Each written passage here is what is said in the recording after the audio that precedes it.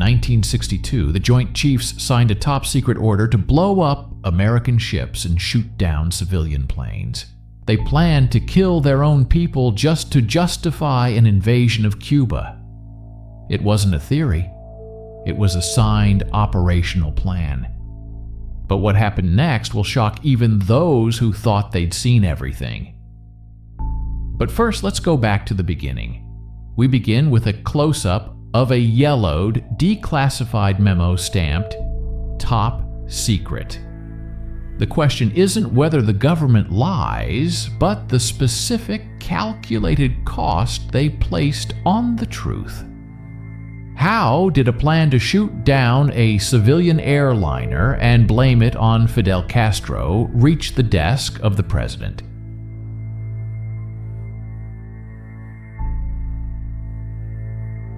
History does not always announce itself with the thunder of cannons or the roar of crowds.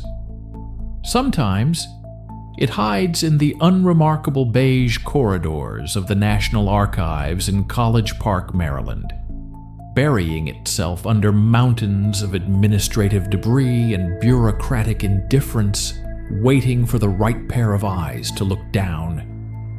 Here, amidst the millions of declassified files that document the mundane machinery of the American century, sits a stack of paper that should not exist. It is physically unimposing. A few fragile pages, yellowed by the slow oxidation of time, typed on a mechanical typewriter that punched the letters into the fiber with uneven force. It smells of dust and old adhesive. To the casual observer, it looks like just another memo in a sea of memos, a forgotten piece of paperwork from an era when men in gray suits decided the fate of the world between cigarette breaks. But if you look closer, past the innocent font and the standard government letterhead, you see the markings that once made this one of the most dangerous objects in the Western Hemisphere. Stamped in bold, unforgiving ink, at the top and bottom of every page are the words Top Secret, Special Handling, No Foreign. These aren't just administrative tags, they are warnings. They meant that what was written here was for the eyes of the highest initiates only, forbidden to foreign nationals, restricted even within the cleared circles of the Pentagon. For decades, this document lay dormant, a sleeping viper in a cardboard box, protected by the very enormity of the government's secrets. It wasn't until the fervor surrounding the Oliver Stone film, JFK led to the creation of the Assassination Records Review Board in the 1990s, that this file was finally dredged from the depths. It wasn't supposed to be found. Most documents of this nature, operational plans that cross the line into moral abyss, are shredded, burned, or pulped long before they can become history. Yet through a clerical oversight or perhaps a singular act of arrogance, this one survived. The date at the top reads March 13th, 1962. The subject line is deceptively dry, almost boring in its banality. Justification for U.S. military intervention in Cuba. It sounds like a college thesis or a strategic thought experiment. It is neither. This is the cover sheet for Operation Northwoods. The disconnect between the sterile academic language and the monstrous reality of the content is the first thing that strikes you. It is the banality of evil captured in 12-point courier font. There is no emotive language here, no exclamation points, no diatribes against communism. It is cold. It is clinical. It is precise. And that is what makes it terrifying. The signatures attached to the cover memo carry the weight of the entire U.S. military apparatus. This was not the work of a rogue intelligence cell or a few fanatical CIA operatives working out of a basement in Miami. This came from the JCS, the Joint Chiefs of Staff, These were the 5 highest-ranking officers in the United States Armed Forces, the men with the nuclear codes in their briefcases and the president's ear. Lyman Lemnitzer, the chairman, George Decker of the Army, David Shoup of the Marines, George Anderson of the Navy, Curtis LeMay of the Air Force. These men were the gods of the Cold War, the architects of global containment, the guardians of American democracy. And yet on this Tuesday in March, they put their names to a proposal that effectively argued that the only way to save America was to attack it. Holding the document, or even viewing its digital ghost, invokes a specific kind of cognitive dissonance. We are conditioned to believe that the military exists to protect the citizenry from foreign threats. We accept the necessity of espionage, of rough men standing ready in the night so we can sleep peaceably in our beds. But this artifact shatters that social contract. It captures a moment where the protectors looked at the protected and saw not civilians, but raw material, props to be used in a grand geopolitical theater. The text does not tremble. It lays out a logic that is perfectly circular and perfectly insane. To fight a war against a tyranny 90 miles away, the United States government must first inflict terror upon its own people. It is a false flag proposal, a term that has since been co-opted by internet conspiracy theorists to the point of absurdity, stripping it of its original, terrifying gravity. But here, in 1962, it is not a theory. It is a signed recommendation. It is a primary source. The existence of the Northwoods document forces us to confront a reality that is uncomfortable for the amateur historical detective. We like to think of history as a series of accidents or external conflicts, but this file suggests a calculated internal betrayal. It forces us to ask, what was the atmosphere in that room when the typewriter keys were clacking? Did the typist hesitate? Did General Lemnitzer's hand shake when he signed it? The paper gives no clues. It offers only the plan itself, preserved in amber. It is a testament to the institutional mindset of the 1960s Pentagon, a mindset so fixated on the ends that the means became irrelevant. The document is a window into a parallel dimension, a timeline where these plans were approved, where the explosions happened, where the lies became truth. We are looking at a ghost of a future that almost was. And as we turn the page to see exactly what they proposed, the horror isn't just in the violence they imagined. It's in the realization that they thought they were the heroes of the story. This is the artifact in the vault. It doesn't scream. It just waits for you to read it and realize that the scariest thing in the archives isn't what the enemy planned to do to us, but what we planned to do to ourselves.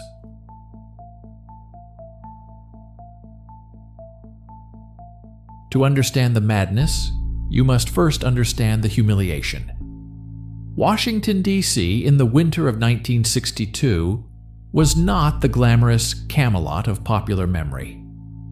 It was a city gripped by a fever, a nervous, sweating capital living under the shadow of a bearded revolutionary who was laughing at them from just over the horizon.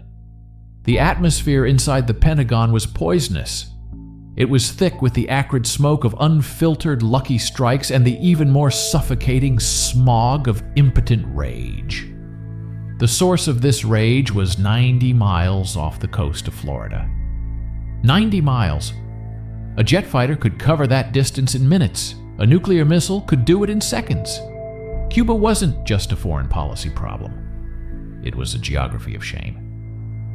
For the men wearing the stars, the Joint Chiefs of Staff, the existence of a communist outpost in the Caribbean was an affront to the laws of nature. It was a cancer.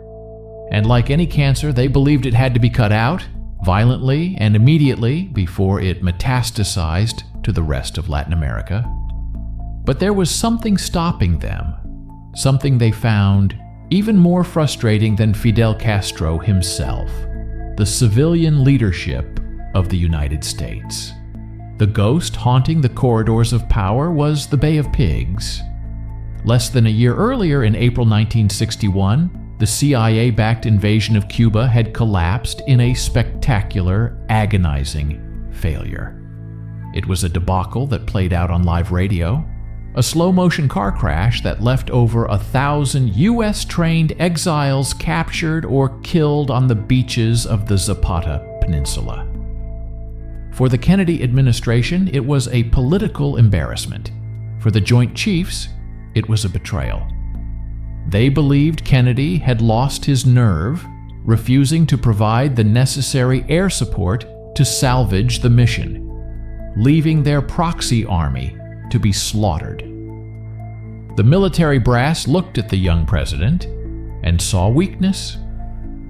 They saw a rich kid from Massachusetts who quoted poetry but didn't have the stomach to pull the trigger. General Lyman Lemnitzer and his cohort were men forged in the total wars of the 1940s. They had burned Tokyo and leveled Dresden. They understood victory as the total annihilation of the enemy. To them, the Cold War wasn't a diplomatic chess match. It was a street fight, and they were being forced to fight with one hand tied behind their backs by a group of Ivy League intellectuals who thought they knew better. This friction created a dangerous psychological pressure cooker.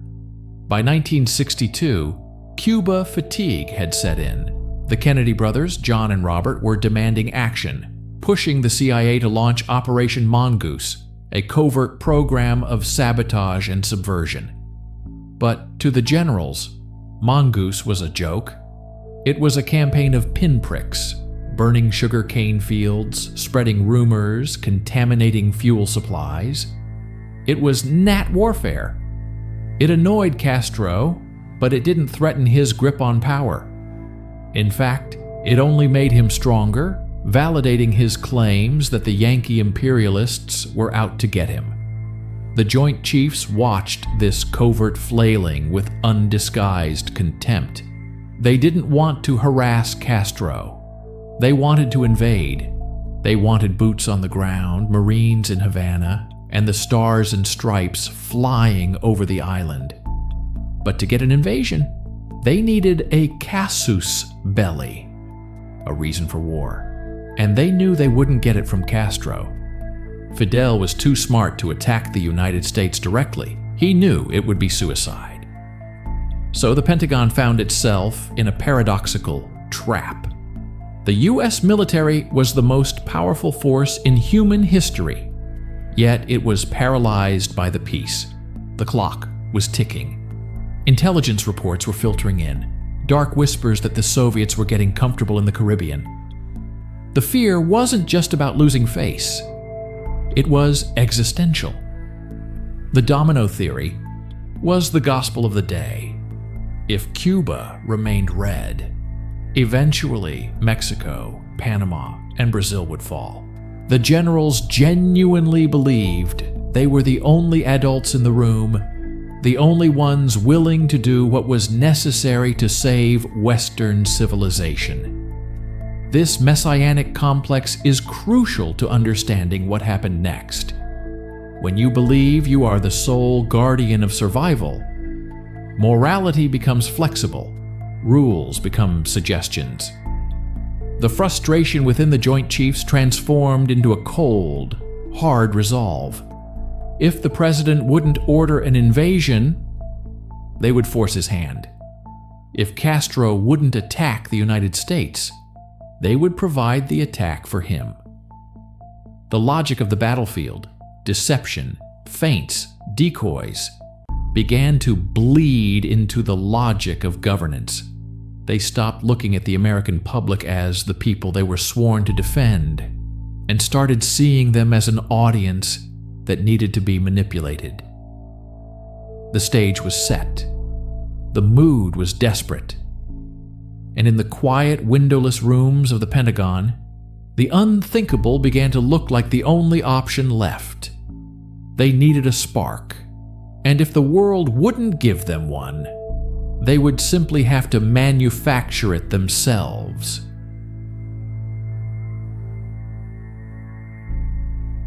To find the devil in the details, you have to look at the man holding the pen. General Lyman Lewis Lemnitzer was not a man who looked like a villain. He didn't have a scarred face or a sinister laugh. In fact, he looked like exactly what he was: a grandfatherly bureaucrat in a uniform heavy with ribbons, a man who had spent his life in the service of the United States Army. He was a West Point graduate, a veteran of World War II, who had helped negotiate the Italian surrender, and a strategic planner of the highest order.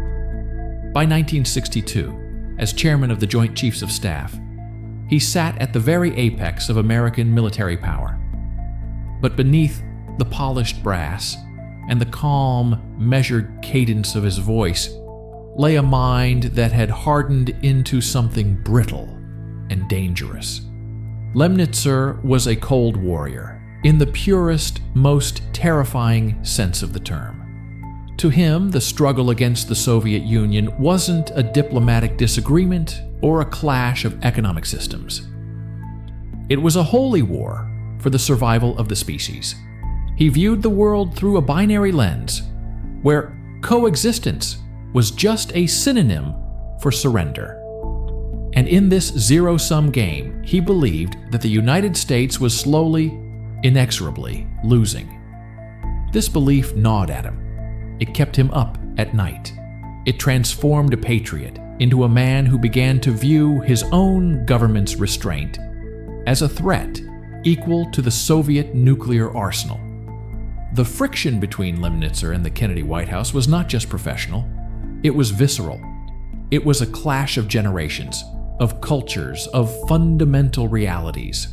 On one side, you had the whiz kids, Robert McNamara's team of young, arrogant civilian analysts who believed war could be managed with spreadsheets, statistics, and rational choice theory. On the other side stood Lemnitzer and the old guard, men who had seen the ashes of Europe and believed that war was an act of will, a chaotic storm that required overwhelming force and ruthless resolve. Lemnitzer looked at President Kennedy and saw a boy playing with matches, a hesitant leader who was too concerned with optics and international law to do what was necessary. The general's contempt for the civilian leadership was an open secret in the Pentagon corridors. He believed they were soft. He believed they didn't understand that the Soviets played by prison rules. In Lemnitzer's calculus, the Constitution, civil liberties, and public opinion were luxuries that could only be enjoyed after the war was won. If they stood in the way of victory, they were liabilities.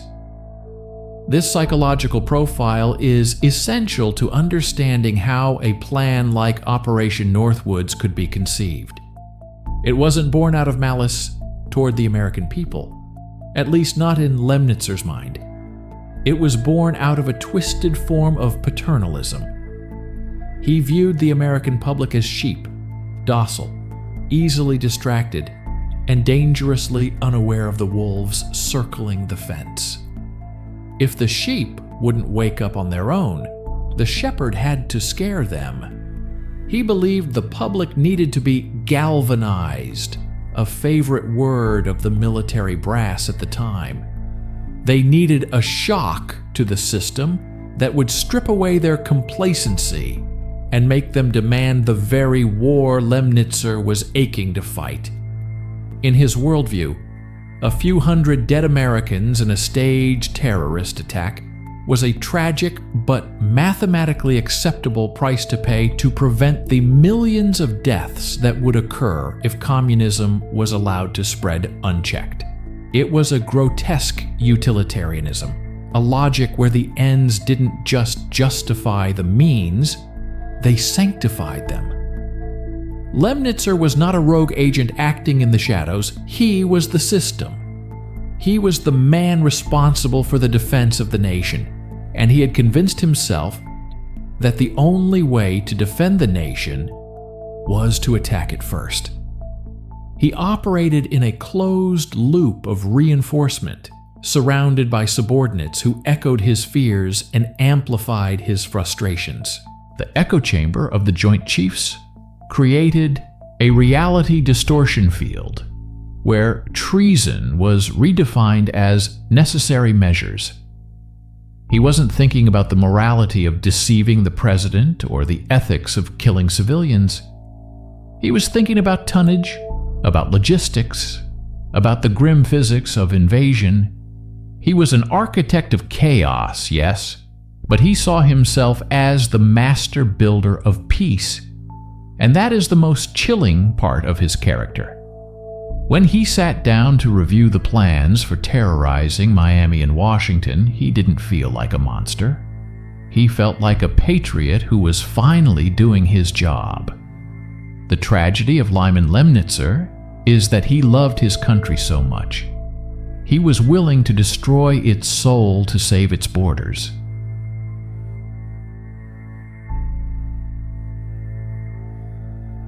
When you turn the page to Annex A of the Northwoods dossier, the abstraction of war evaporates, replaced by the gritty, terrifying specifics of urban terrorism.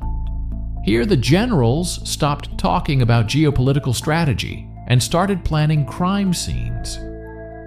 The language remains eerily professional, a sterile administrative tone masking a proposal for domestic chaos, but the words themselves burn through the paper. The Joint Chiefs explicitly proposed to develop a communist Cuban terror campaign in the Miami area, in other Florida cities, and even in Washington. Pause for a moment and let the geography sink in.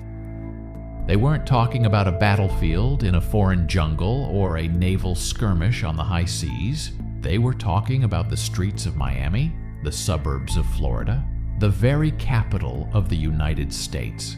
The plan was to bring the war home, to turn American cities into stage sets for a deadly piece of theater where the audience, the U.S. citizenry, would be frightened into submission.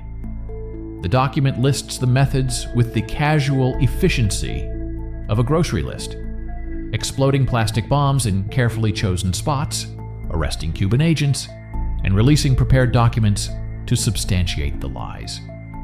It was a recipe for panic, engineered by the very men sworn to prevent it. The level of cynicism required to conceive this section is breathtaking. The Pentagon knew that the anti-Castro exile community in Miami was a powder keg of emotion, filled with people who had lost everything to the communist regime. Instead of protecting these refugees, the Joint Chiefs viewed them as convenient props. The plans suggested orchestrating violence that would be blamed on irresponsible elements of the Cuban government, effectively demonizing the enemy by framing them for attacks they didn't commit.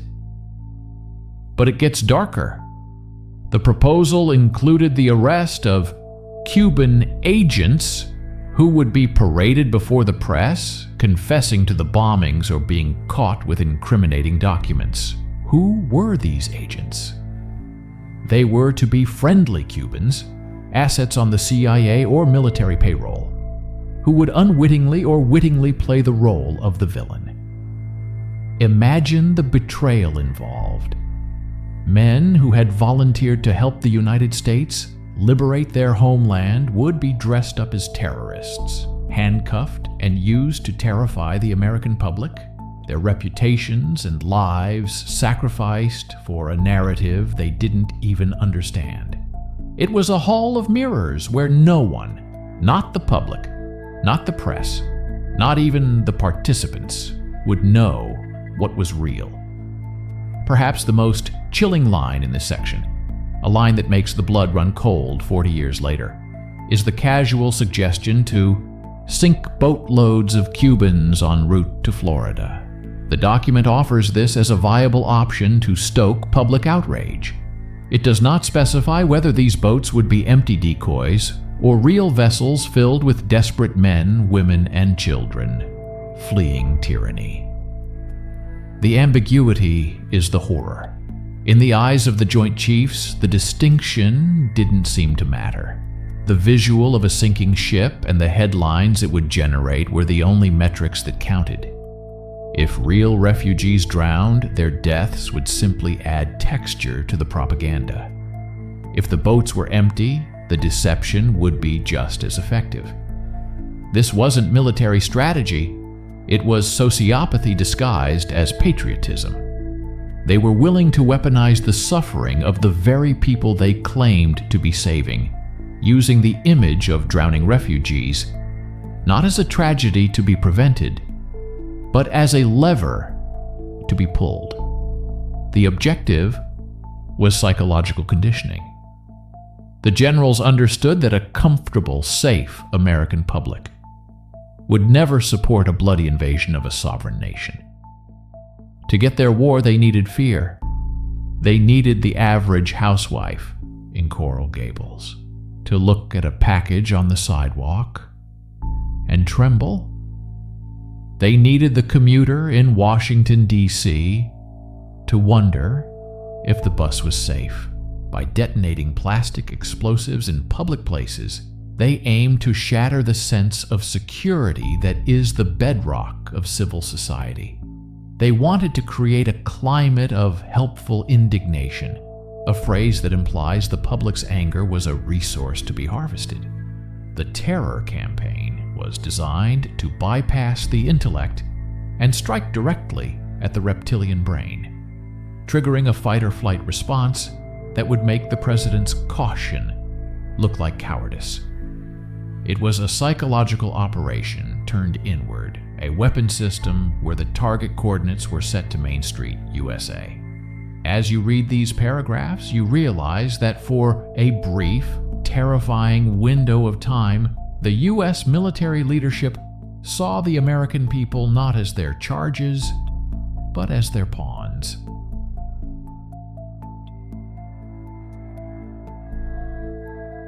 If the proposals for terror in Miami were the work of a street thug, the plan to shoot down a civilian airliner was the work of a magician, a dark, industrial illusionist operating on a scale that defies belief.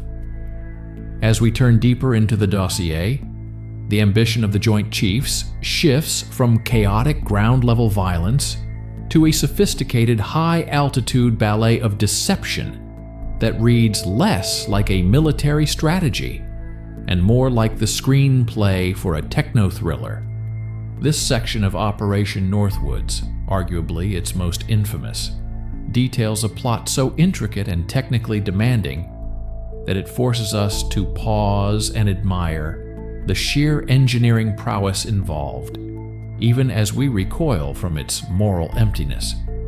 The objective was simple: create an international incident that would shock the world.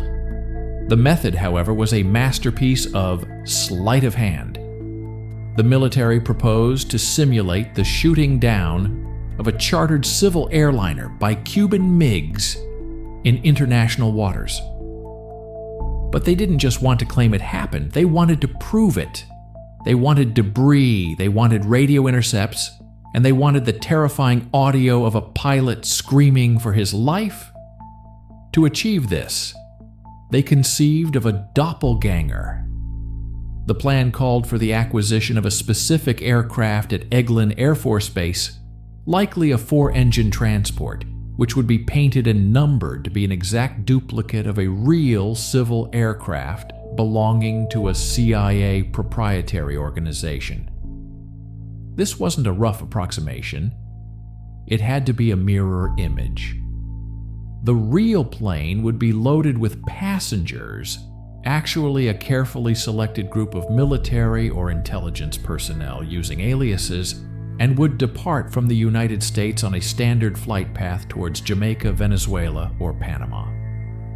It would look, to any observer on the ground, like a mundane holiday charter. But the devil was waiting in the clouds. At a precise, calculated moment over the ocean south of Florida, the planes would rendezvous. The real aircraft, carrying the living, breathing humans, would drop to a wave-skimming altitude, vanish from radar, and divert to an auxiliary field at Eglin AFB, where the passengers would be secretly offloaded and the plane hidden away in a hangar, effectively erased from existence. In its place, the drone, the unmanned painted twin, would ascend.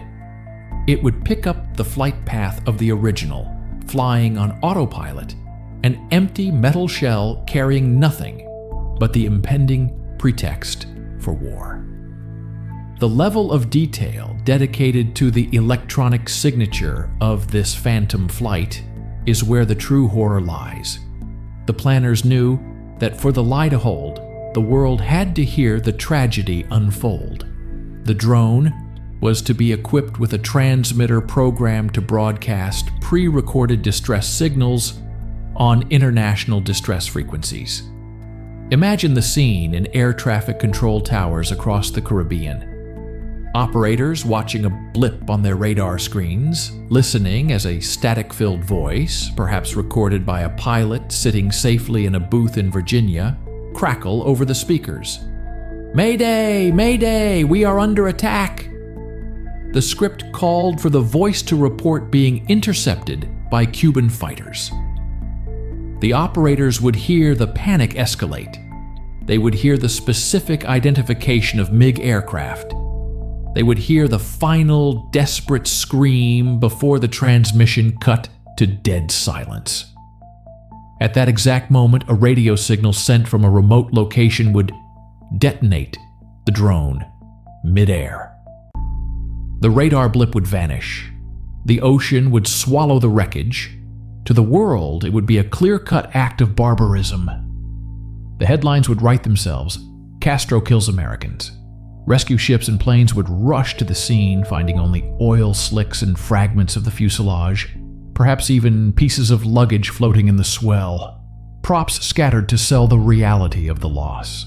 The document even suggests that the pilot's flight plan would be carefully filed with the International Civil Aviation Organization, ICAO, to ensure the paper trail was impeccable. It was a perfect crime, a crime where the victim never existed, yet the outrage would be real enough to launch an armada. The coldness of this calculation is difficult to overstate. The Joint Chiefs were not just planning a military operation, they were choreographing a snuff film. They were willing to traumatize the families of the passengers who would likely have to go into hiding or be given new identities, deceive the international community, and manipulate the grief of the American public, all to justify an invasion. They turned the technology of flight, a symbol of human progress, into a weapon of mass deception. The phantom plane scenario reveals a military leadership that had become completely untethered from the reality of the citizenry they served.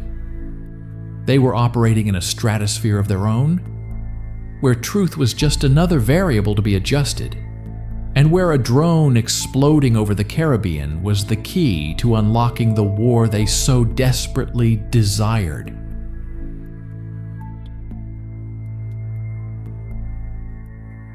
If the plot to down a civilian airliner was a study in technical deception, the proposal to destroy a United States naval vessel was a plunge into historical obsession. It is here, in the salt-stained pages of the Northwoods dossier, that the Joint Chiefs of Staff revealed the true depth of their cynicism.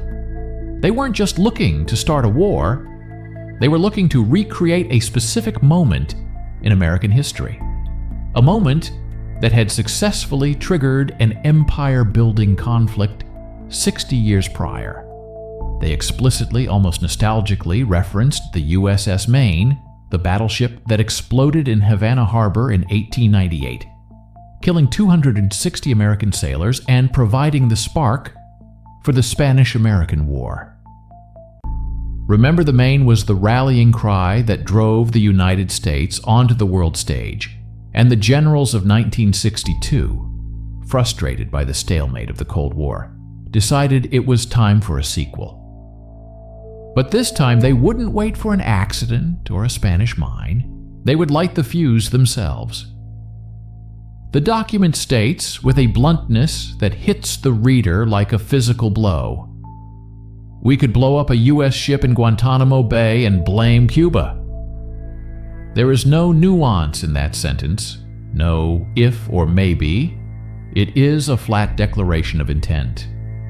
Guantanamo Bay was the perfect stage for this macabre theater. It was a tense, sun-baked enclave of American power on the southeastern tip of a hostile island, a place where Marines stared down Cuban sentries across a cactus-studded no-man's land. The atmosphere was already thick with paranoia. The Joint Chiefs proposed capitalizing on this tension by staging a series of provocations that would culminate in a cataclysm. They suggested starting small, land friendly Cubans in uniform to stage an attack on the base, blow up ammunition dumps, start fires. But these were just warm-up acts. The main event was the ship. The proposal offered a sliding scale of destruction, a menu of options ranging from the deceptive to the murderous. On one end of the spectrum, they suggested blowing up a drone vessel, an unmanned empty ship somewhere in the deep water. But on the other end, the darker end, lay the suggestion that they could destroy a manned vessel. The document chillingly notes that casualty lists in U.S. newspapers would cause a helpful wave of national indignation. Read that phrase again. A helpful wave of national indignation.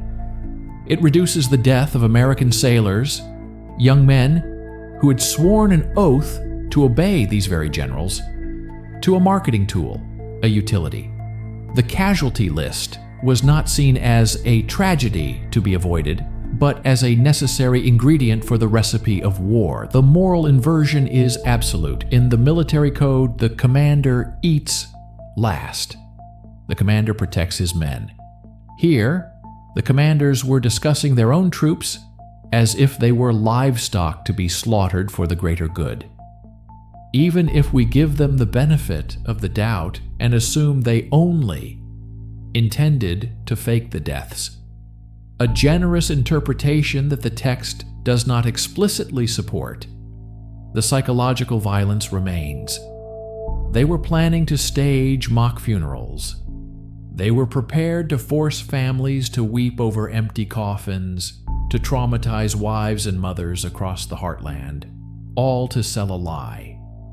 They envisioned a nation in mourning, flags at half-mast, the airwaves filled with somber music, while they sat in the Pentagon knowing that the victims were either hiding in a CIA safe house or, worse, actually floating dead in the harbor, because the plan required realism. This section of the document betrays a profound contempt for the democratic process. The generals believed that the American people were incapable of understanding the threat of communism without a body count to focus their minds. They didn't trust the public to support a war based on strategic necessity, so they decided to manufacture a trauma. The Remember the Maine scenario wasn't just a military operation, it was a psychological assault on the collective consciousness of the United States. It was an attempt to weaponize grief. As you analyze the text, you can almost feel the heat of the Caribbean sun and smell the burning oil. You can see the headlines they had already written in their minds. It is the ultimate betrayal of the uniform, the protectors becoming the predators, willing to sink their own fleet to justify launching it. The ghost of 1898 was being summoned not as a warning, but as a blueprint, and the men summoning it had forgotten that the Maine was a tragedy, not a tactic.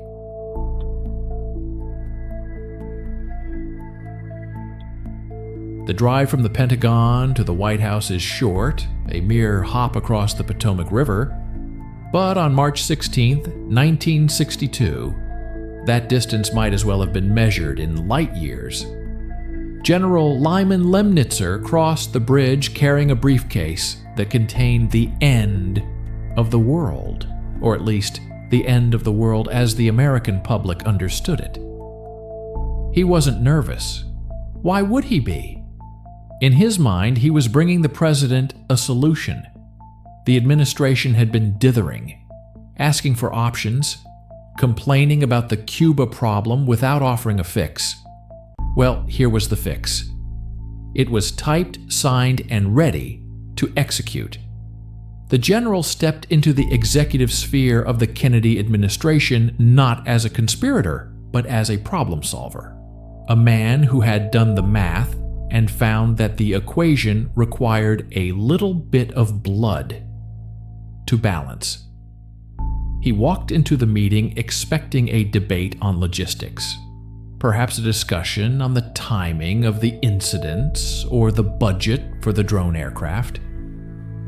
What he walked into, however, was a collision with a new reality. The meeting that took place is the climax of our story, but it plays out differently than the explosive confrontations we see in Hollywood movies. There was no flipping of tables, no screaming matches, no guards rushing in with drawn guns. History, at its most pivotal moments, is often terrifyingly quiet. It is the silence of a man reading a piece of paper that suggests murder. When the Operation Northwoods proposal was laid out before the civilian leadership, specifically Secretary of Defense Robert McNamara, the president's right hand and the gatekeeper to the Oval Office, the temperature in the room dropped. McNamara was a man of statistics, a whiz kid who believed in efficiency and control. As he scanned the pages, reading the plans to blow up ships and hijack planes, he wasn't just looking at a military strategy. He was looking at a hallucination. The disconnect was absolute. On one side of the desk sat the Joint Chiefs, men who believed they were fighting a total war where morality was a weakness. On the other side sat the civilians, who realized with dawning horror that their own generals had lost their minds. The tension in that room was the sound of tectonic plates grinding together. You have to understand the psychology of John F. Kennedy to appreciate the stakes. JFK was a combat veteran, yes, but he was also a politician, a man who understood the power of image and the fragility of trust. He had spent the last year trying to rein in the CIA and the Pentagon, suspecting that they were trying to box him into a corner.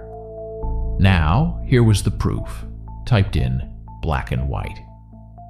The proposal wasn't just immoral, it was politically suicidal. If a single word of this leaked, if the American people found out their government was planning to terrorize them, the administration would collapse and the very fabric of the republic might tear. Kennedy looked at Lemnitzer and saw a dinosaur. He saw a man who was fighting a war that had ended in 1945. A man who didn't understand that in the nuclear age you couldn't just break things and call it victory. The rejection when it came was cold and absolute. It wasn't a negotiation. There was no let's keep the ship bombing but lose the riots. It was a hard stop. The president and McNamara realized that they weren't just dealing with a difference of opinion. They were dealing with a fundamental divergence in reality. The twist here isn't that the plan was rejected. That was inevitable given Kennedy's caution. But the realization by the president that he was alone. He couldn't trust the advice he was getting. The men standing around him with medals on their chests, the men sworn to protect the Constitution, had just formally requested permission to violate it in the most grotesque way possible. Lemnitzer left the encounter confused. He likely felt that the civilians were simply too weak to do what was necessary, that they lacked the stomach for the hard choices. He didn't see himself as a villain. He saw himself as a Cassandra, a prophet whose warnings were being ignored by lesser men. But for Kennedy, the meeting was a moment of terrifying clarity.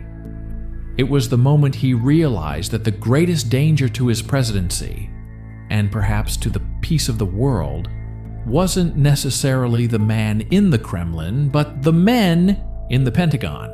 The document went back into the briefcase. The briefcase left the room. The order was given. No. But the fear remained. The president had stared into the abyss of the military-industrial complex, and for the first time, he saw that the abyss was staring back, impatient and hungry. The plan was dead, but the mindset that created it was very much alive, and it was still in charge of the nuclear codes.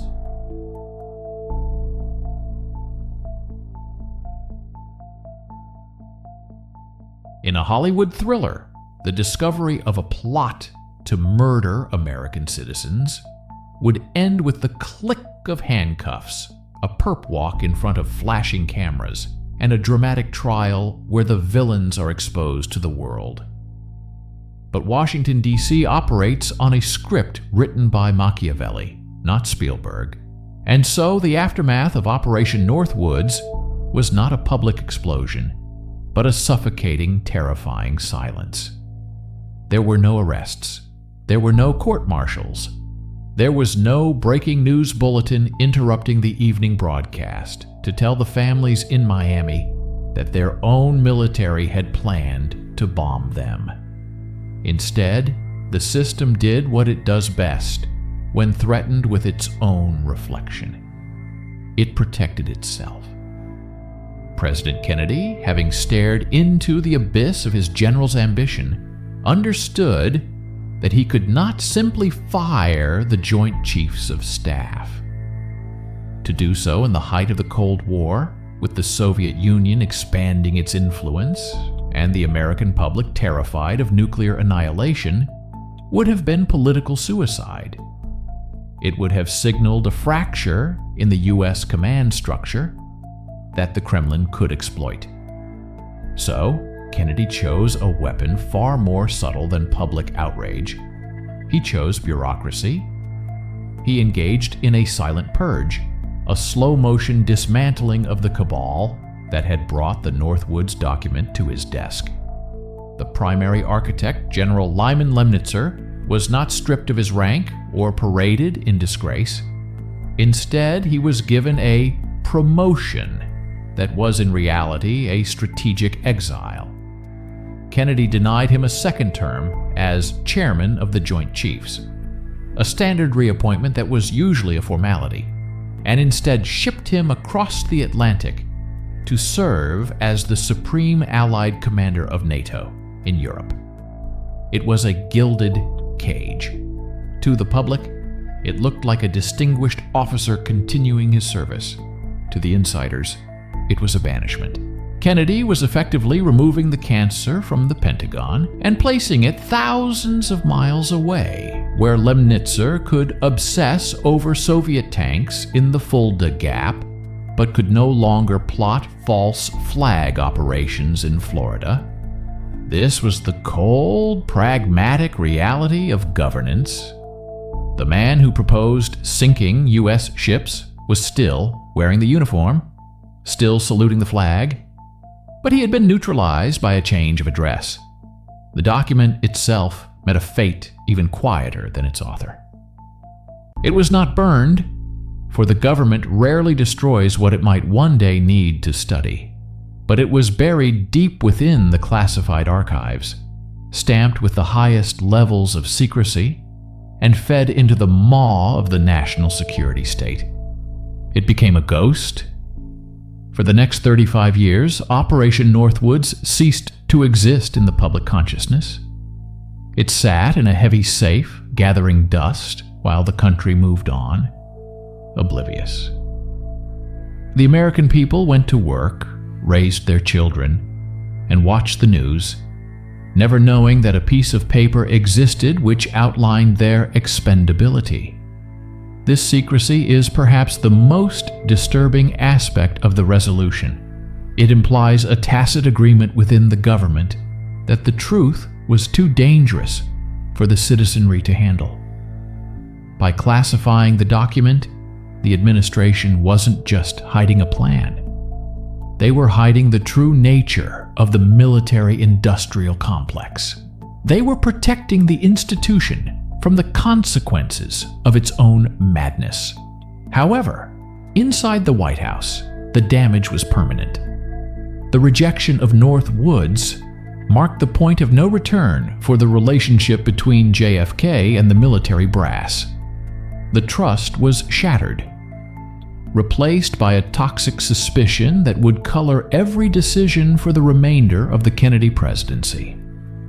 When the Cuban Missile Crisis erupted just months later, in October 1962, Kennedy's refusal to invade Cuba, despite the screaming insistence of the Joint Chiefs, can be directly traced back to this moment. He knew what they were capable of. He knew that their advice was tainted by a desire for war so intense that it had warped their morality. He had seen the blueprints for their pretext, and he realized that if he let them off the leash, they would drag the world into a nuclear furnace. The silent purge was not just about removing one man. It was about the president realizing that he was fighting a two-front war, one against the Soviets abroad, and a shadow war against his own advisors at home. The Northwoods document was filed away, but its legacy was a paralyzed executive branch, looking over its shoulder, waiting for the next knife. The crisis was averted, the bombs didn't go off in Miami, and the drone plane didn't explode, but the innocence of the era died in that vault. The government had looked in the mirror and seen a monster, and rather than killing it, they simply turned off the lights and closed the door.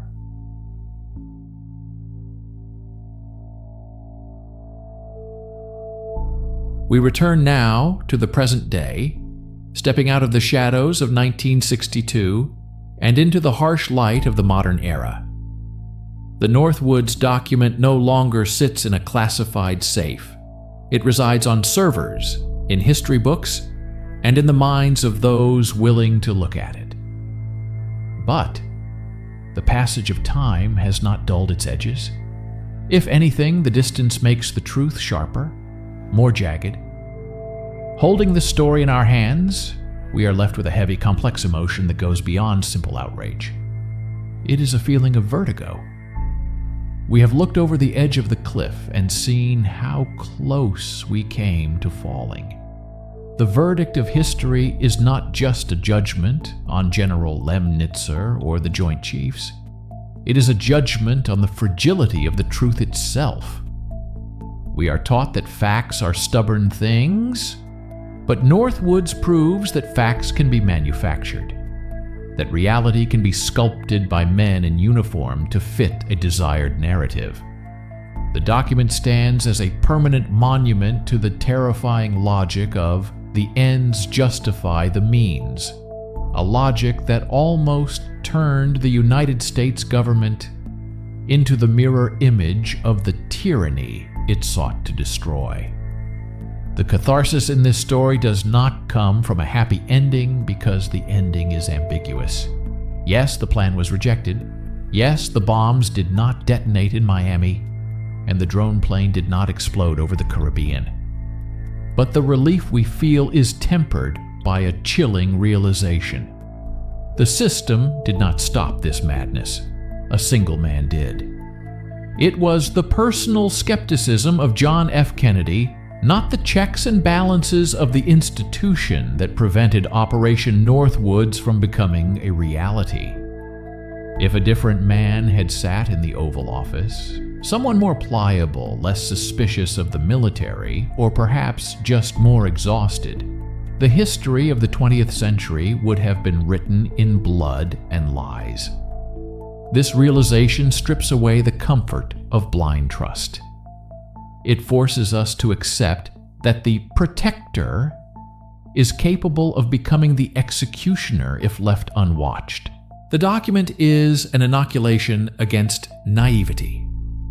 Once you know that the Pentagon was willing to sacrifice American citizens to start a war, you can never look at a provocation or a casus belli with the same innocent eyes again. Ultimately, the story of Operation Northwoods is a call to vigilance. It reminds us that the true defense of a nation lies not just in its aircraft carriers or its nuclear silos, but in the intellectual honesty and skepticism of its people.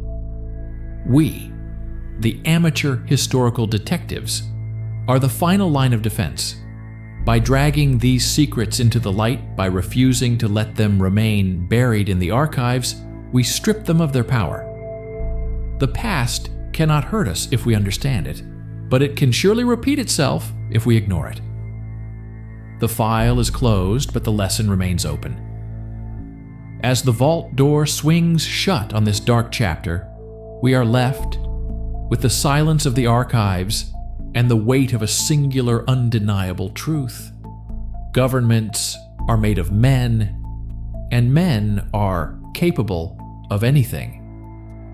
The only thing that keeps the darkness at bay is the light we shine on it.